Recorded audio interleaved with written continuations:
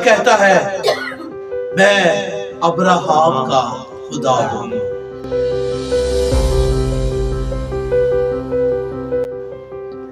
मैं इसहाक का खुदा हूं, और मैं याकूब का खुदा हूं। वो तो मर गए, लेकिन खुदा फिर भी ये कहता है कि मैं उनका खुदा हूं।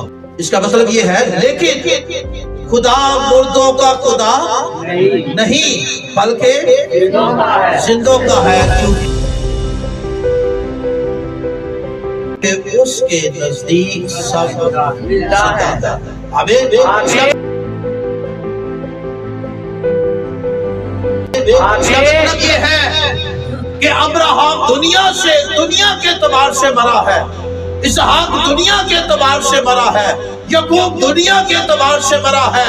दुनिया के एतबार से वो दुनिया से चले गए हैं, दुनिया वालों के लिए वो मर गए हैं, लेकिन वो खुदा के एतबार से, खुदा की हजूरी में, रूहानी आलम में वो जिंदा है और हमेशा जिंदा रहेंगे। और वो उनका खुदा कहता है।